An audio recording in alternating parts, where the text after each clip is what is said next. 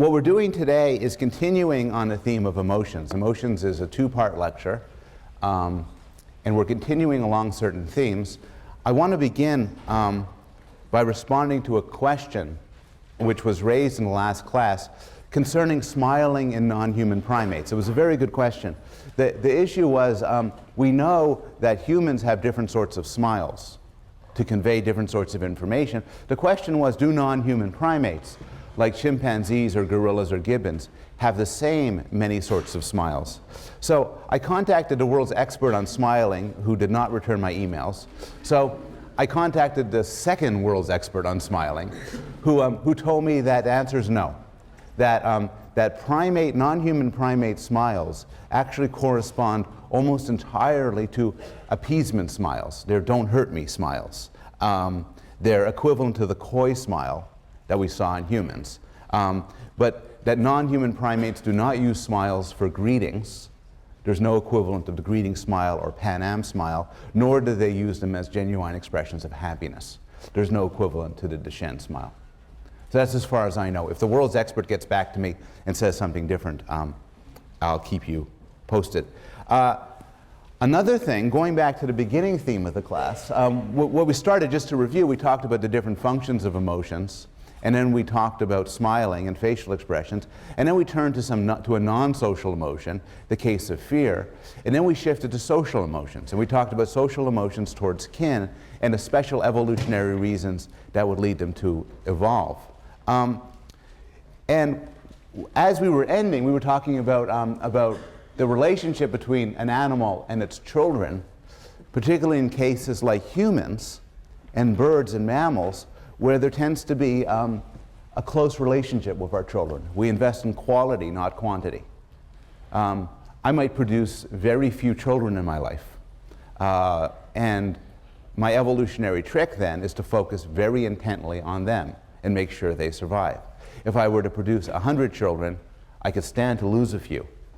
But if I just produce 5 in my lifetime, or 2 or 1, they become very precious to me. And so the story of the evolution of species like us involves a long period of dependence and deep, deep bonds between the parent and the child. And that's part of what I talked about, how parents respond to children. And I want to begin this class by giving an illustration from a documentary about parental response to children, but I want to give it in a species that's not us. And here's why. I'll explain why with an analogy. I have a friend of mine who studies the psychology of religion. He studies why people hold religious beliefs. And he tells me that when he's talking to a non-specialist, somebody not in the field, he doesn't ever tell them, yeah, I'm really interested in why people believe in the Bible, or why people light the candles on Sabbath, or why people go to church. Because these are religions that people around here hold. And if you tell people you study them, they'll sort of be puzzled, why would you want to study something like that, or offended. If you want to talk about the psychology of religion to an audience like this, what you do is you start with the exotic. So you start by talking about people who put butter on their heads. There's Dan Sperber talks about a culture where the men put butter on their heads in the summer and it kind of melts, and that's part of one of the things that they do. Or you talk about a culture that believes in spirits, or that trees can talk. You say you're studying, they say, oh, that's interesting, I wonder why they believe that. And you use that as a way to look at more general facts that exist even in our culture. You use the fact that we don't take the exotic for granted as a way to motivate the scientific study of things we do take for granted. And this is, of course, true more generally. This was the point in the William James quote, when he talked about things that are natural to us and noticed that some very odd things are equally natural to other species. And it's true, I think, in particular, when we talk about things like the love we have for our children. So one way to look at the love we have for our children, scientifically, isn't to look at it head on, because the love we feel towards our own children feels sacred, it feels special, but look at it in other species. And so one of the nicest illustrations of this is the emperor's penguin, whose child care and mating practices were dramatized in a wonderful movie called March of the Penguins. This is interesting because they have this incredibly elaborate and quite precarious system of generating and taking care of offspring. So I want to show you a brief clip of the movie to illustrate some parts of this. What they do at the beginning, which leads up to this, is they take a very long trek from the water to their breeding grounds. Their breeding grounds are protected from the wind, and they're on a firm piece of ice, so they can hold the whole pack. They do the breeding there, and it's there that the eggs are created. So this is where the movie begins at this point. March of the Penguins was the second most popular documentary of all time, beaten only by Fahrenheit 9/11. And people responded to it in different ways, which are informative when we think about the generalizations you can make from animal behavior to human behavior. Some conservative commentators saw this as a celebration of family values, such as love and trust and monogamy. Some liberals who hate everything that's good and true responded by saying, well, yeah, they're monogamous for one breeding season. It's a year. Then they go and find another mate. You add it up. It's pretty slutty. I think more to the point, people were impressed and stunned by the rich and articulate and systematic behavior that these animals were showing. Plainly, they didn't pick it up from television, movies, culture, learning, schooling, so on. To some extent, this sort of complicated behavior came natural to them. And it's understandable that some proponents of intelligent design or creationism pointed to this as an example of how God creates things that are deeply, richly intricate so as to perpetrate the survival of different animals. From a Darwinian standpoint, the Darwinian would agree with the creationists that this couldn't have happened by accident. This is just far too complicated, but would appeal to this as an exquisite example of a biological adaptation. In particular, a biological adaptation regarding parental care to children, shaped by the fact that children share the parents' genes. And so parents will evolve in ways that perpetrate the survival of their children. Then there's the other direction, which is how children respond to parents, how the young ones are wired up to resonate and respond in different ways to the adults around them. And we quickly talked about some different theories of this, and I'll just review what we talked about last class. Babies will develop an attachment to whoever's closest. They'll usually prefer their mothers, because their mothers are typically those who are closest to them. They'll prefer her voice, her face, her smell. It used to be thought that there's some sort of magical moment of imprinting, that when the baby is born, the baby must see his or her mother, and boom, a connection is made. If the baby doesn't, terrible things will happen with attachment later on. This is silly. There's no reason to believe there's some special moment or special 5 minutes or special hour.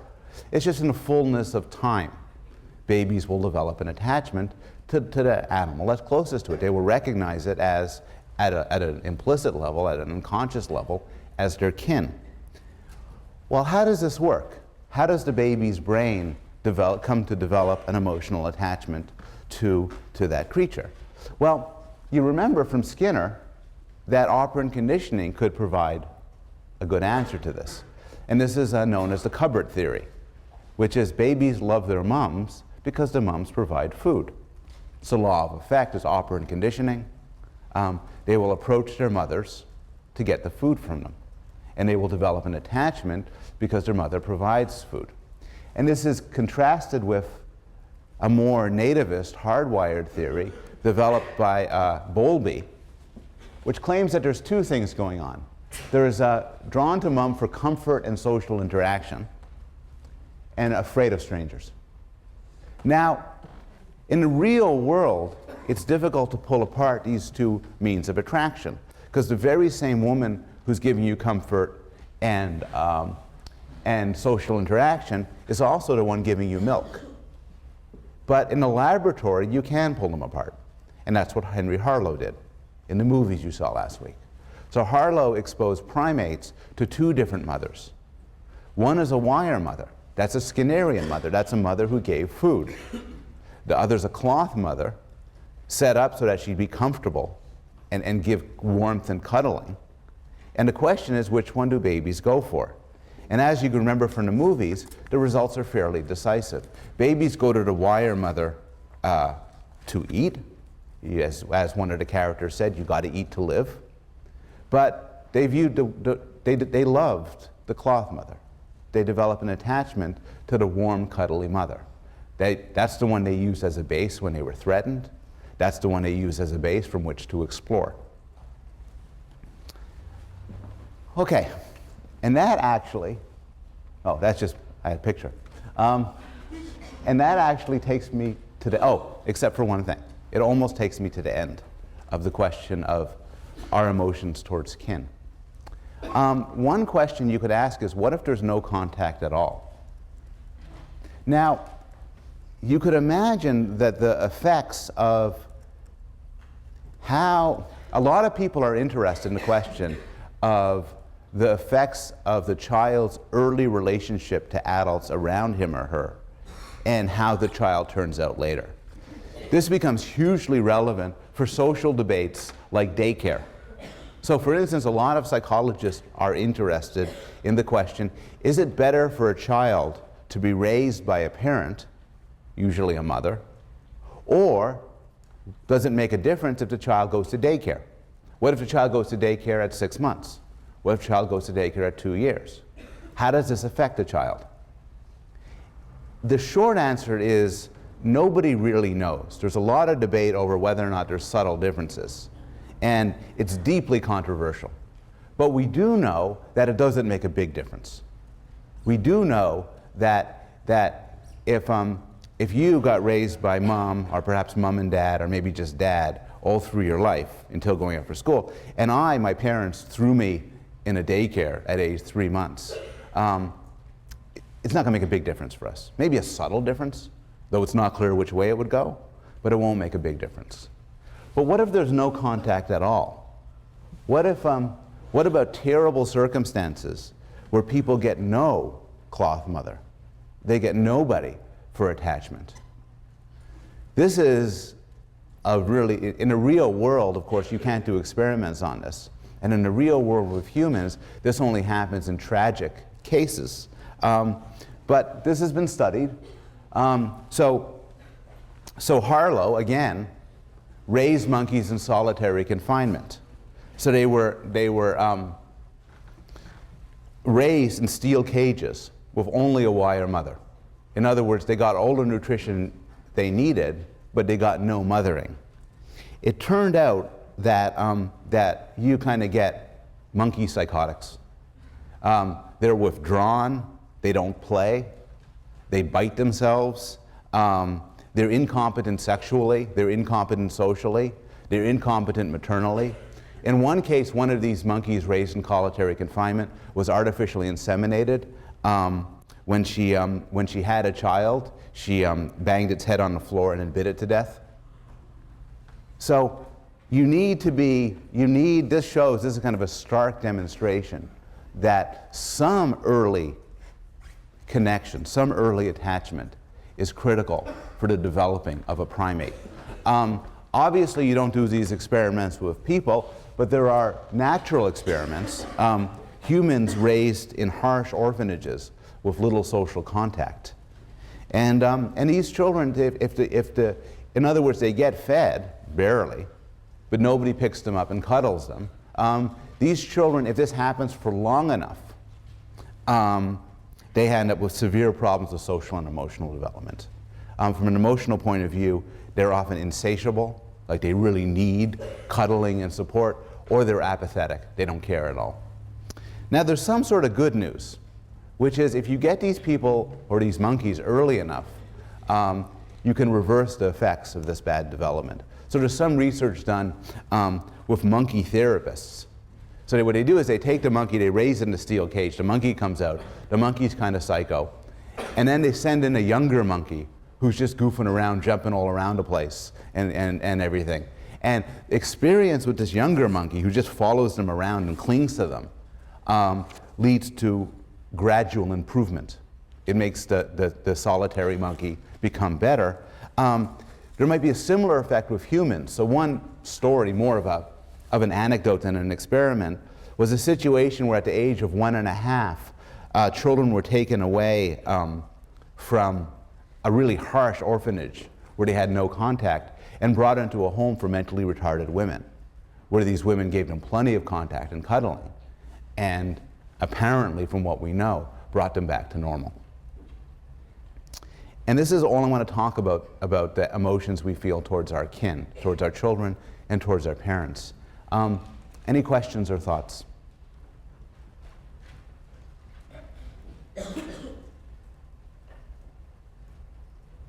Yes? Do children in orphanages comfort each other? It's a good question. Do children in orphanages comfort each other?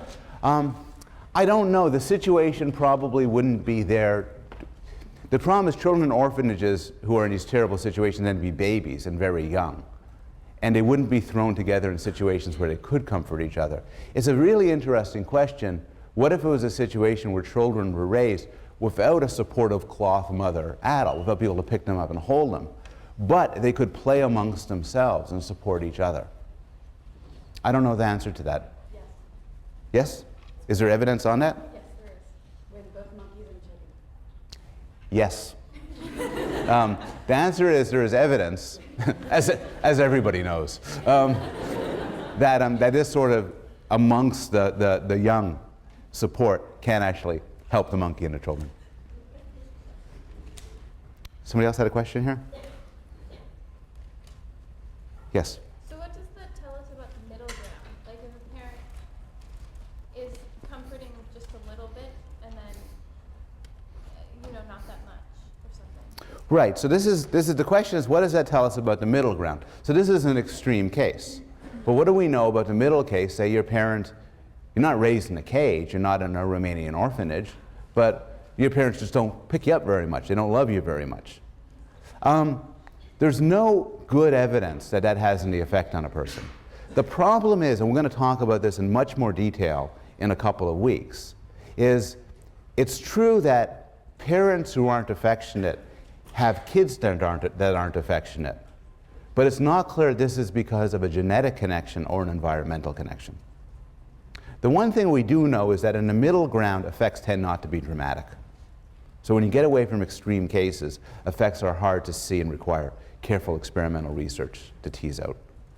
I think what it's safe to say for everything but the severe conditions is we don't know what kind of effects there are, but if there are effects, they are not big and dramatic ones.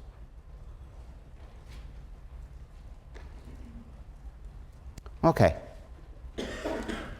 Animals' good feelings, animals' emotional attraction to their kin is not a huge puzzle from an evolutionary point of view. Evolution is driven by forces that operate on the fact of how many genes get reproduced and replicated among your descendants.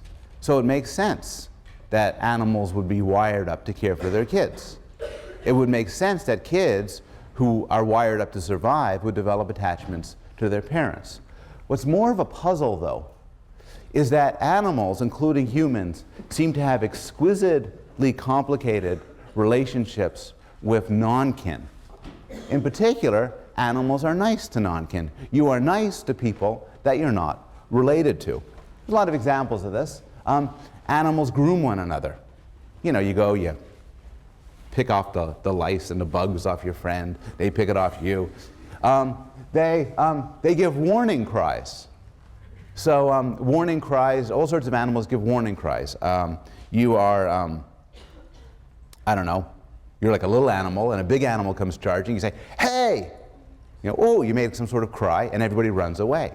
That's very risky for you. But you do it anyway, often to protect people you aren't related to. Often animals share childcare. And from a cold-blooded natural selection survival of the gene point of view, you would imagine that, if you lend me your kid for today, I would eat them for the protein. And, it's not my genes. And actually, it gives more for my kids. That's not quite how it works, though. Animals share food. In fact, that animal, hugely ugly, The vampire bat shares food. What happens is the vampire bats live in caves, and they fly out. And what they do is often a bat will strike it big. So find a horse, for instance. Bite the horse, pump in tons of blood, and then fly back. And what it does is it doesn't keep it to itself. Rather, it goes around the whole cave and vomits blood into the mouth of all the other vampire bats. So everybody benefits. Isn't that nice? Now, what you're tempted to say is, well, that's really nice, everybody benefits. But this raises a puzzle from an evolutionary point of view. Remember, animals benefit more. Under this situation, animals benefit more by working together, by working alone. The benefits outweigh the cost. This is known as reciprocal altruism, meaning my behavior to you, my good behavior to you, my altruism for you, is predicated on the idea of reciprocation. I'll benefit from you. And you imagine how vampire bats, for instance, why this makes sense. If you're a vampire bat, it's a better system when anybody strikes it big to feed you, rather than for anybody to strike it big, use the blood, and then spit out all the rest of it. But here's the problem. Here's why it's such a puzzle. The problem is the existence of cheaters. And in economics and sociology, these are also known as free riders. And what a cheater or free rider does is it takes the benefits without paying the cost. Imagine two genes. Imagine one builds a vampire bat that accepts blood from others and shares blood. The other gene accepts blood from others and doesn't share blood. In the long run, B will actually outproduce gene A. Because in fact, B will be healthy while other vampire bats get sick. And then so the offspring will do better. An even sharper example is an example of warning cries. So gophers give warning cries when there's a predator. It is extremely adaptive to give a warning cry. Sorry, it's extremely adaptive to respond to a warning cry. You hear a warning cry, oh crap, you run away. It is not very adaptive to give a warning cry. A really good solution then is to listen to warning cries, but not to give them. You know, suppose we had a system, it is very adaptive when people are going to the bar, when people buy drinks, to accept the drinks. It is not so adaptive from the standpoint of one's wallet to buy people drinks. Here's a solution. Accept drinks, but don't pay for drinks. And if everybody fell to that solution, the idea of buying a round would fade. So there's the puzzle. Since a cheater in the short run can always outwin, does better than a non-cheater, how could this cooperation evolve? How could it be an evolutionarily stable strategy? And the answer is cheater detection. Reciprocal altruism can only evolve if animals are wired up to punish cheaters. Now that requires a lot of mental apparatus. You have to recognize cheaters, you have to remember cheaters, and you have to be motivated to punish cheaters. And not every animal has this degree of complicated apparatus, but actually we know that vampire bats do. So in one clever study, the theory says, the evolutionary theory says, yeah, I see what these vampire bats are doing, but you see, and this is a case where evolution makes a nice prediction, that couldn't evolve unless bats are keeping track. If bats aren't keeping track, then the system could never exist because the cheaters would just take it over. They must be watching for cheaters. So the experiment which was done is a vampire bat strikes it big, it flies back, and then you keep it, as a scientist, you keep it from giving blood to anybody else. Then what happens? Well, what happens is when the other bats strike it big, they starve the selfish bat. Just as if we go to bars and everybody buys a round, except for me. And this happens over and over and over again. Pretty soon you're going to buy a round, but you're not going to give me one. And so just as humans are keeping their eyes out for people who are taking the benefits without paying the costs, so are other animals. And it is argued that this sensitivity to cheating, this focus on reciprocation plays a powerful role in the evolution of social behavior and the evolution of social emotions. And the classic illustration of this is the prisoner's dilemma. Now, many of you, I think, have seen the prisoner's dilemma in one course or another. It shows up, it is one of the main constructs in the social sciences. It shows up in cognitive science, psychology, economics. Yeah, you could, the teaching fellows are passing around something which you're not going to use right away. But for some of you, this is the first time you're going to be exposed to the prisoner's dilemma. So let me spell it out. Here's the idea. You and a friend commit a crime. You rob a bank, for instance. For the sake of this example, you are prisoner 2. You get caught. The police put you in a little room and they say, we want to know everything that happened. In particular, we want you to rat out your friend. Now, here are the options. And one thing about this is nothing is hidden. The police officer could actually print out a copy of the prisoner's dilemma and put it right in front of you. And what he could say is, look, you're a prisoner 2. You could cooperate, you have 2 options. You could either cooperate with your friend, you could stay silent, or you could defect, or you could squeal. But the police officer says, look, let me tell you something. If you cooperate with your friend and he squeals on you, you go to prison for life and he'll walk out. However, if you squeal on him and he cooperates, he keeps quiet, he'll go to prison for life and you'll walk out. So what do? Now, on the nice side, what you can do is you can say, no, I'm going to be quiet. I'm going to cooperate. Now, if you could trust your friend to cooperate, you're fine. You each get a little stint in prison. But of course, your friend might defect. Your friend might squeal.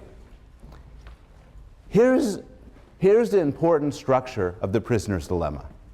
No matter what your friend chooses to do, you're better off squealing. So suppose you're prisoner 2. You believe your friend's going to cooperate with you. He's not going to give the information out. Well, then your best thing to do is squeal on him. What if you believe he's going to squeal on you? Well, your best thing to do is squeal on him. But if you could get your act together and you could coordinate this, you would both be quiet and get a fairly minor penalty. And you could see this. This is the standard origin of the prisoner's dilemma, why it's called a prisoner's dilemma. But you can see this all over the place. So here's the logic. The best case for you is to defect while the other person cooperates. The worst case is to cooperate while the other person defects. Back to the police thing, the best case for you is to give up all information, the other guy stays silent, you cut a deal, you walk home that day. The worst case is you're quiet, he cuts a deal, you go to prison for life. But overall, the best is that each cooperate, and overall, the worst for both is if each defect. And the reason that makes this tragic is this. Regardless of what your opponent does, it pays to defect. But if both people defect, both are worse off. I'll give a couple of other examples. Oh, that's just to show that there's a cartoon corresponding to the prisoner's dilemma. It is that common. Here's the idea. I break up with my wife. We've been married for a while. We've decided we're not going to go through it together anymore. And we break up. We're living in separate houses, and we're starting to talk divorce. It occurs to me, here's me. I put that, that's me. Should I get a divorce lawyer, I ask. Now, I know divorce lawyers are really expensive, and it's kind of difficult to get a divorce lawyer. But if I get a divorce lawyer, and so neither one of us get a divorce lawyer, we'll just do okay. We'll get a mediator, we'll split the money down the middle, that'll be okay. But I'm kind of tempted. If I get a divorce lawyer, and she doesn't, my divorce lawyer will take everything she got. I get everything, she loses everything. Maybe I should be nice. Hold it. What if she gets a divorce lawyer and I don't? Well, then I'll lose everything, she'll get everything. Well, we should both get a divorce lawyer then. But we both do pretty badly. Imagine we're two countries, country A and country B. Should I do nuclear disarmament? That's pretty good. We do okay if both countries disarmed. You know, we'll live our lives, you know, we'll raise taxes, we'll do whatever countries do. But wouldn't it be cool if I build up my weaponry and they don't? I'll invade, take everything they got. That's kind of tempting. Uh-oh. Also, if I don't do anything and they do it, they'll invade my country, take everything. So we both build up our weaponry, and we both do pretty badly. Once you start thinking about things this way, there's no end to the sort of notions that could fall under the prisoner's dilemma. A good example is a drug deal. Suppose I want to buy marijuana from you, or reefer, as they call it on the street.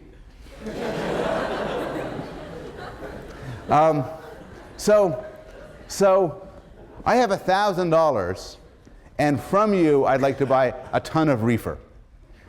So I'm rounding up. So you say, wonderful, wonderful. Let's meet behind the gym 2 in the morning on Friday, and we'll do the change. You bring $1,000, I bring the reefer. Oh, cool, okay, good. And I think that's pretty good. $1,000, I get the reefer, get $1,000, that's brilliant. That's okay, that's a normal thing. But now something occurs to me.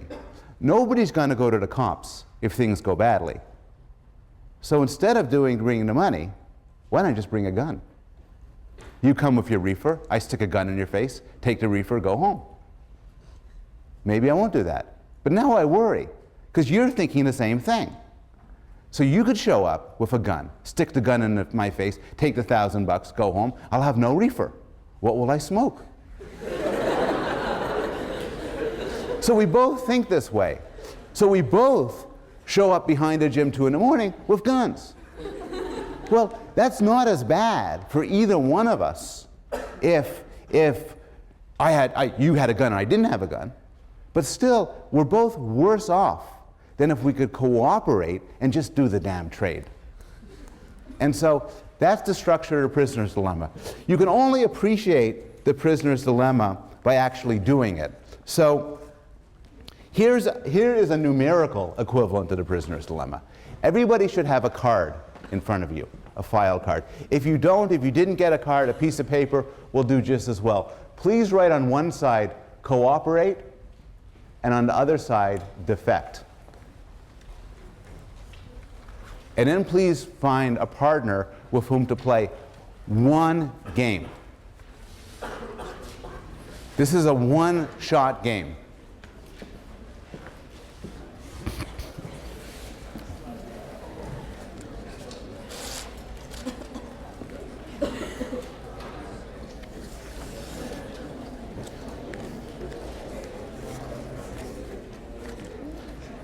One of you is player 1. The player on the rightmost side from my right could be player 1. The other one is player 2. Do you each have a partner? If you have 3 people, you could cluster together and do 2 and then 2. And just think, it is actually best if you've never met or spoken to the person you're about to deal with. And the game is, when I say go, simply show the person your choice. To be clear, if you are player 1 and you cooperate, and player 2 cooperates as well, you each get $3. If you are player 1 and you cooperate, while player 2 defects, player 2 gets $5, you get bupkis. And so on. On 3, just show the card to your opponent, to your person you're playing with. 1, 2, 3. Okay. How many people in this room, cooperated? How many cooperated? How many defected? Okay. How many people are now $5 richer? Okay. How many of you got nothing? Okay. So you're learning. You're learning that the person next to you is really an SOB. Now, find a person next to you, and you get to play again. And you get to play 5 games in a row. Play 5 games in a row and keep score. You just show it to each other, record the numbers, show it, show it, show it, show it. Go, now. Anybody here win $25? Yes, 25? So you... That's 20, 21. Okay. It's good. It's good. This really is a measure of honesty. Anybody win 20 or more? 15 or more? 14 or less? Anybody do 5 or less? You're a good person. It's good. It's good. You played at him? Bad person. It's not really about good or bad. There was a great game once. It's a simple game. But there was a great game, a great famous competition a long time ago, about 20 years ago, set up by the great computer scientist Robert Axelrod. And he put together a competition where people brought in computer programs to play this game, to play The Prisoner's Dilemma.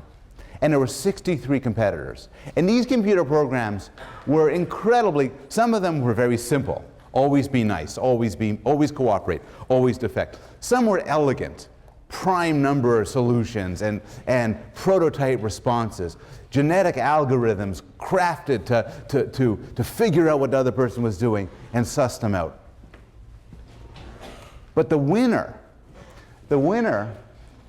was developed by Anatol Rappaport. And Anatol Rappaport actually died about a month ago at quite an old age. Great scientist.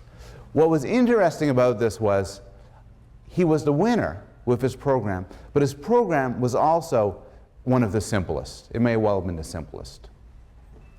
It was called Tit for Tat, and it worked very simple. It took 4 lines of basic code. The first time you meet a new program, cooperate. The first time you meet somebody, be nice. After that, do on each trial what the other program did on the previous trial. This beat 62 others. And here's why. It has certain beautiful features. It starts friendly. Remember, the best long-term solution is everybody's nice. It starts off nice. But you can't, it's not a sucker. If you screw with it, it will defect back on the next turn. It is, however, forgiving. You want to get nice with it? Be nice. If you're nice, it'll be nice back at you later on. It's also transparent. Nothing complicated about it. And that's actually important. It's not merely that it's not a sucker and forgiving. More to the point, it is you could tell it's not a sucker, and you could tell it's forgiving. And this very powerful algorithm learned to cooperate even in a situation and learn to make it out the best, even in a situation where there's a risk of cheating and betrayal. Some psychologists have argued that our emotions correspond to the different permutations on the prisoner's dilemma. We like people who cooperate with us. This motivates us to be nice to them in the future. Much as a tit-for-tat algorithm says, if you're nice to me now, I'll be nice to you back. We don't like being screwed with. We feel anger and distrust towards those who betray us. That motivates us to betray or avoid them in the future. And we feel bad when we betray somebody who cooperates with us. This motivates us to behave better in the future. You can break down the cells of the prisoner's dilemma in terms of emotions that they give rise to. I did an experiment last night with my 7-year-old and my 10-year-old. I explained to them the prisoner's dilemma. I didn't give the divorce lawyer example, and we gave them a big thing of chocolate chips, and the good chocolate chips. We had the good chips, and we had the matrix, and we had them play.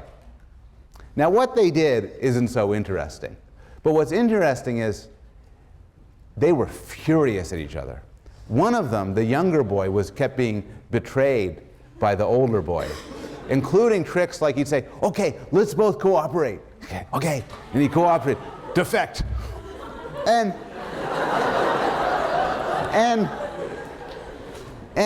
the response was anger, though not actually guilt on the part of the other boy, but rage. And we see these sort of things all the time in real life. You're familiar with the prisoner's dilemma, but there's another game which you might not be familiar with. It's called the ultimatum game. How many of you have encountered ultimatum game? Okay, some of you. Very simple. Choose a partner. It's a very simple game. When economists study this, they actually do this with real money. I do not have real money to let you do this to. One of you is A, one of you is B. The one on the right most from this side is A. The other one is B. Here's the very simple rule. I'd like A to turn to B and make an offer. A has $10. You can give B any amount you choose from that $10. From $1 to $10. B can do only one thing. B can accept it. If you accept it, you agree to take home the money, and A keeps whatever's left, or reject it. If you reject it, you get nothing. Nobody gets anything. Everybody clear? So A is going to say, I'll give you so-and-so dollars. B will say, okay. In which case, B walks away with so-and-so dollars, or and A walks away with whatever rest. Or B could say, reject, in which case, nobody gets anything. So this game cards in two steps. The first thing, I'd like A to turn to B and make your offer. B doesn't do anything yet. Make your offer.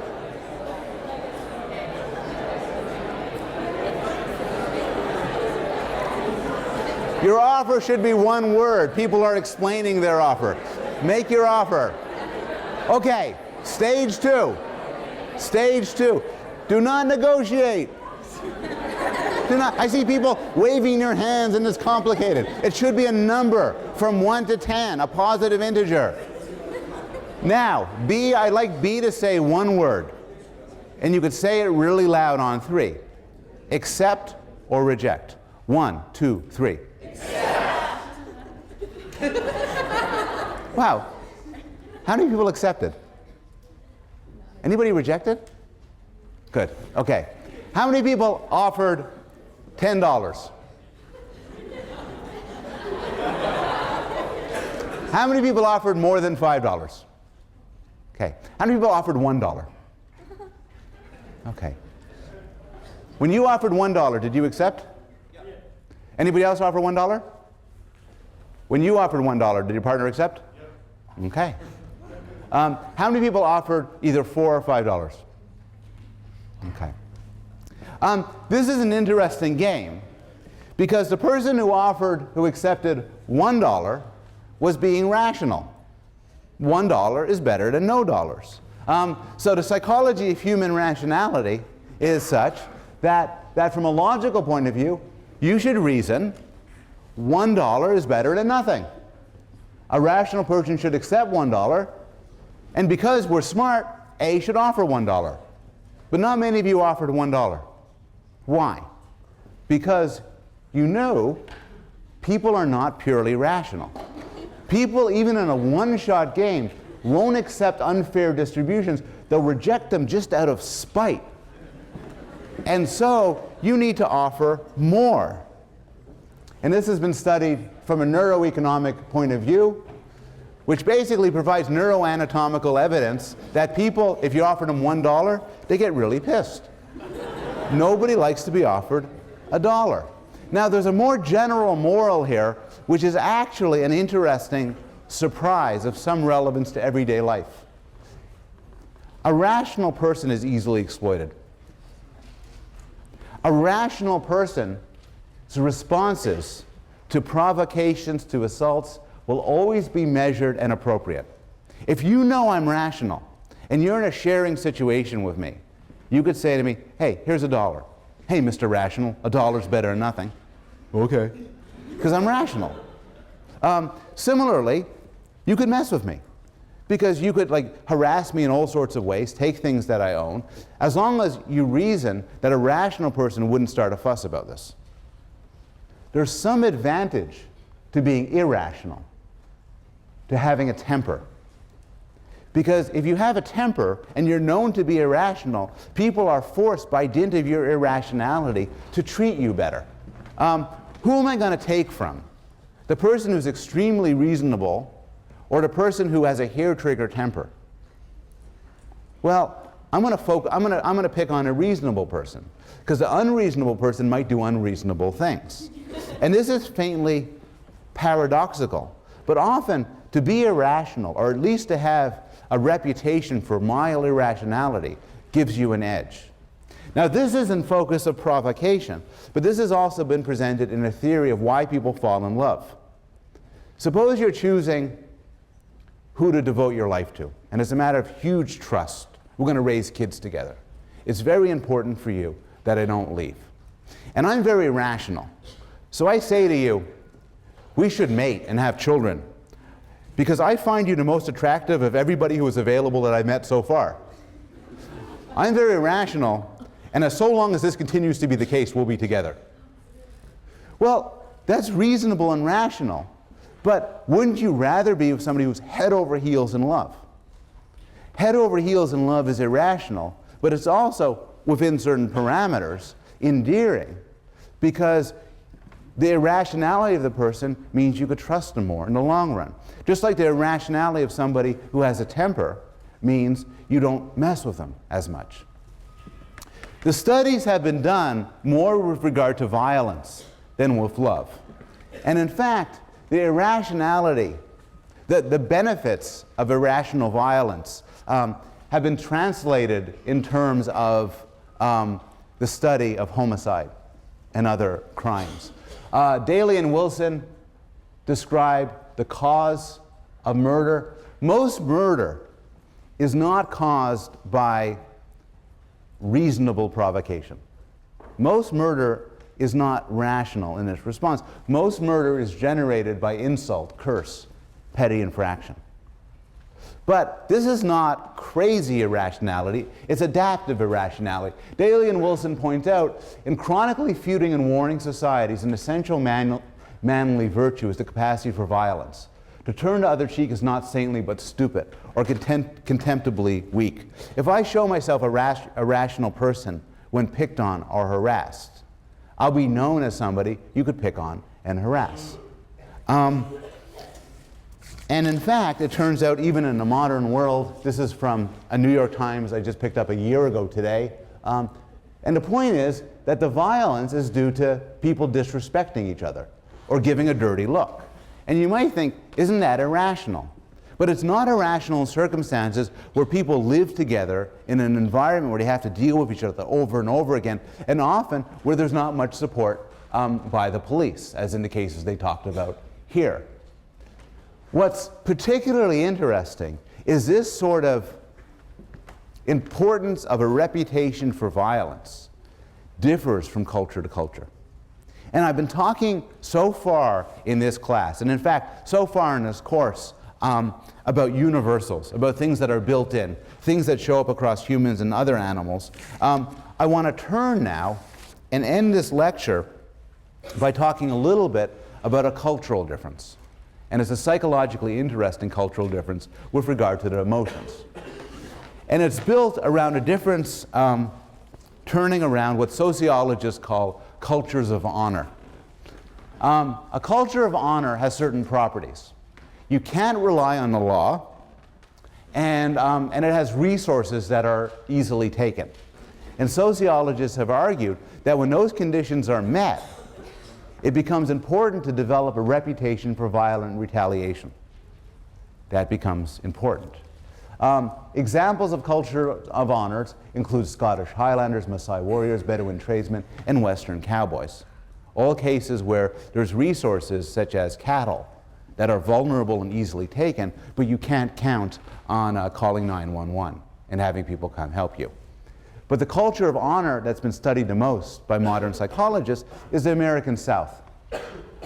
This was settled by herdsmen and traditionally has less centralized legal control. So the sociologists say the American South is more of a culture of honor than the American North. But how do you know? I mean, what does that do? We're interested in this class in claims about psychology. So it took Richard Nisbet and Dov Cohen to study cultures of honors and look at differences. And they found some interesting differences. Gun laws tend to be more permissive in the American South than the American North. Corporal punishment and capital punishment tend to be more approved of. Attitudes towards the military are more positive. In questionnaire studies, people are more forgiving towards cultures of honor. Somebody insults my woman and I punch him in the face. This is considered less bad in the American South than the American North. There's a higher rate of violence, but only in certain circumstances. The streets of the American South, as a rule, are not more dangerous than the American North. The difference is there's a higher rate of crimes that are crimes of honor, such as, for instance, if somebody breaks into my house, me shooting him, or if somebody insults me, me killing him. Now, this is sort of survey studies. So Nisbet and Cohen did one of the more interesting psychological studies I have ever heard of. And they did this at, this is Nisbet and Wilson. They did this with University of Michigan undergraduates. They did a subject pool thing, like you're doing now. And on it, your demographic information was listed. And what they did was they took